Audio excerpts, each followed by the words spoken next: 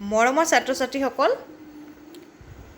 তোমালোকক মই আগতেই সংখ্যা আৰু অংকৰ মাজত পাৰ্থক্য, তাৰ পিছত আটাইতকৈ ডাঙৰ সংখ্যা আৰু আটাইতকৈ সৰু সংখ্যাৰ বিষয়ে ধাৰণা দিছোঁ। আজি মই তোমালোকক শিকাবলৈ ওলাইছোঁ যুগ্ম সংখ্যা আৰু অযুগ্ম সংখ্যা। যুগ্ম সংখ্যা আৰু অযুগ্ম সংখ্যা কাক কয় তোমালোকে জানানে? ঠিক আছে, যুগ্ম সংখ্যা আৰু অযুগ্ম সংখ্যা জনাৰ আগতে আমি কিছু খেল খেলোঁ আহা। ঠিক আছে, আমি কিছু খেল খেলিম। তোমালোকে দেখিছা যে মই ইয়াতে যুগ্ম সংখ্যা আৰু অযুগ্ম সংখ্যা লিখি থৈছোঁ। তোমালোকে নিশ্চয় দেখিছা, যুগ্ম আৰু অযুগ্ম মই লিখি থৈ দিছোঁ। ইয়াতে কিছুমান মই কি দিছোঁ, ডট দিছোঁ। তাৰমানে কেইটামান কি দিছোঁ, ডট ডট ডট, আমি ক'বলৈ গ'লে ফুট কেইটামান মই দি থৈছোঁ। এতিয়া মোৰ খেলটো হৈছে, মই কি কৰিম, এই ফুটবিলাক মই যোৰা লগাম। তাৰমানে যদি মোৰ যোৰাটো হৈ গৈছে তেতিয়াহ'লে আমি ভাবিম যে মই জিকিছোঁ। ঠিক আছে, এতিয়া মই যোৰা লগাওঁ। প্ৰথম দুটা মোৰ যোৰা হয়নে নহয় মই চাওঁ। চোৱাচোন, এই দুটা বাৰু যোৰা হ'বনে? তোমালোকে যোৰা বুলি ক'লে বুজি পোৱা নে নোপোৱা?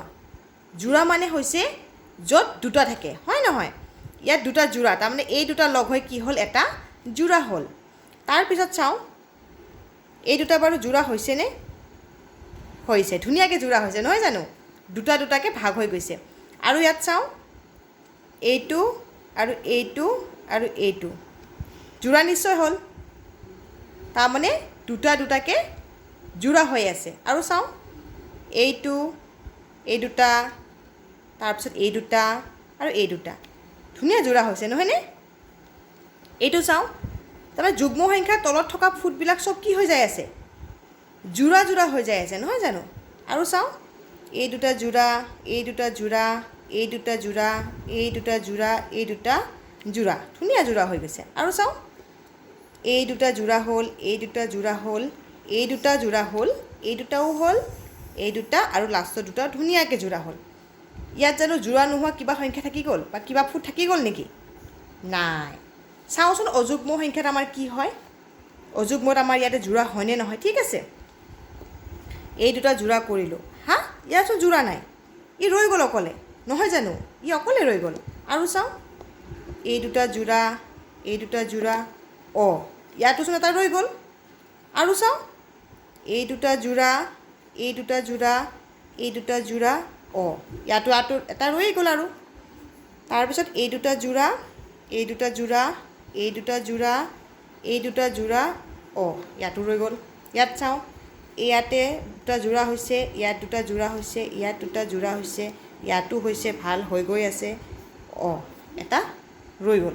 তাৰমানে কি দেখিলা, যুগ্ম সংখ্যাত এটা এটা এটা এটা এটা এটা ৰৈ গ'ল। তাৰমানে ইয়াতে কি নহ'ল, সম্পূৰ্ণ যোৰা নহ'ল। কিন্তু যুগ্ম সংখ্যাত কি হ'ল, সম্পূৰ্ণ যোৰা আমি পালোঁ, কিন্তু অযুগ্ম আমি নাপালোঁ। তোমালোকে মন কৰিছানে, এই যুগ্ম সংখ্যাৰ ওপৰত থকা কিন্তু পখিলা দুটা কি হৈ আছে, যোৰা হৈ আছে।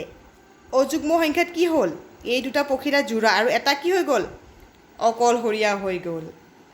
তাৰমানে কি বুজি পালা, যুগ্ম সংখ্যাত প্ৰতিটো সংখ্যাই কি হ'ব, যোৰা হ'ব। সিহঁতৰ মাজত কি নাথাকে, এটা অকলশৰীয়া সংখ্যা নাথাকে। আৰু অযুগ্ম সংখ্যাত কি হ'ব, ইহঁতৰ যোৰাটো কি নহয়, সম্পূৰ্ণ নহয়। আমি যদি চাওঁ, ইয়াত কি আছে, ইয়াত আছে 2, তাৰমানে 2টো কি হৈ গ'ল, যুগ্ম সংখ্যা। ইয়াত কেইটা আছে, 1 2 3 4, ইয়াত কেইটা আছে, 4টা, 4টা। তাৰমানে 4টো কি সংখ্যা, যুগ্ম সংখ্যা। ইয়াতে কেইটা আছে, ইয়াতে আছে 6টা। তাৰপিছত ইয়াতে কেইটা আছে, ইয়াতে আছে 8টা। ইয়াতে কেইটা আছে, 10টা। ইয়াতে কেইটা আছে, 12টা। তাৰমানে আমি দেখিলোঁ যে 2 4 6 8 10 12 এইবিলাক সংখ্যা কি হয়, সদায় যুগ্ম সংখ্যা হয়, কিয়নো ইহঁতৰ সম্পূৰ্ণ যোৰা আছে। এতিয়া আমি অযুগ্ম সংখ্যাত চাওঁ, ইয়াত কেইটা আছে, 1 2 3, তাৰমানে 3টো অযুগ্ম আমি পালোঁ। ইয়াত কেইটা আছে, 1 2 3 4 5, ইয়াত কেইটা আছে, 5টা। তাৰমানে এইটো কি হৈ গ'ল, কি হৈ গ'ল অযুগ্ম সংখ্যা ঠিক সেইদৰে ইয়াতে আছে 7টা ইয়াতে আছে 9টা আৰু ইয়াতে আছে 11টা হয়নে তাৰ মানে 3 5 7 9 11 এইবিলাক হৈছে আমাৰ কি সংখ্যা অযুগ্ম সংখ্যা য'ত জোড়াটো সম্পূৰ্ণ নহয় ইয়াতে এটা এটা কি ৰৈ যায় বাকি ৰৈ যায় তুমি জোড়া লগাই চাবা যদি দুটা জোড়া কৈছো দুটা লগ হৈ কি হয় যেতিয়া দুটা লগ হ'ব দুটা থাকিলে কি হয় জোড়া হয় এই জোড়াটোৰ লগত যদি মই এটা এনেকে দিও এটো কি হ'ব এটো অকলহৰীয়া তাৰ মানে একটো ক'ত সোমাব যুগ্মত সোমাব নে অযুগ্মত সোমাব ভাবাচোন ক'ত সোমাব ভাল কৈছা ঠিক কৈছা যে ক'ত সোমাব আহি ইয়াতে সোমাব তাৰ মানে একটো কি সংখ্যা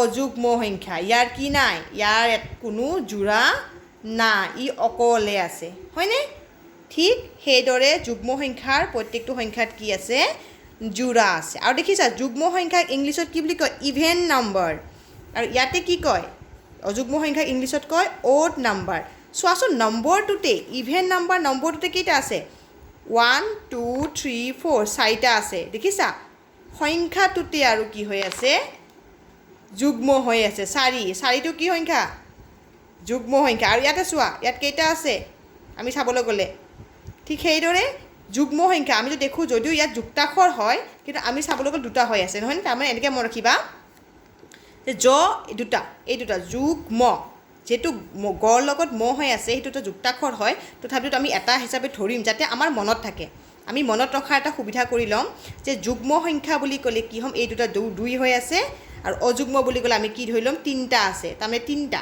য'ত জোড়া নাই হেতু হৈছে অযুগ্ম আৰু য'ত জোড়া আছে হেতু হৈছে যুগ্ম নিশ্চয় তোমালোকে বুজি পাইছা যে যুগ্ম সংখ্যাবিলাক জোড়া আৰু অযুগ্ম সংখ্যাবিলাক জোড়া নহয় ঠিক সেইদৰে আমি যদি ইয়াতে চাওঁ তোমালোকে দেখিছা যুগ্ম সংখ্যা ইয়াত কি আছে দুটা বেলুন আছে যুগ্ম ইয়াত অযুগ্ম সংখ্যা ইয়াত তিনটা বেলুন দিছে তাৰমানে জোড়া নহয় ইয়াত চোৱা দুইটো তুমি নেউতা মাতাচোন দুই ঘৰৰ নেউতা মাতাচোন 2 1 গুণে 2 2 2 গুণে 4 2 3 গুণ 6 2 4 গুণ 8 2 5 গুণ 10 2 6 গুণ 12 2 7 গুণ 14 2 8 গুণ 16 2 9 গুণ 18 2 10 গুণ 20 ঠিক আছে 2 দি যদি তুমি 11 লগত পূৰণ কৰা 22 পাবা 2 দি গ'লে 12 দুগুণ 24 আৰু আমি যদি ইফালে কৰোঁ তেলে কি হ'ব 13 দুগুণে আমি 26 পাম তাৰ মানে যুগ্ম সংখ্যাবিলাক কি হয় 2 দি হৰণ হয়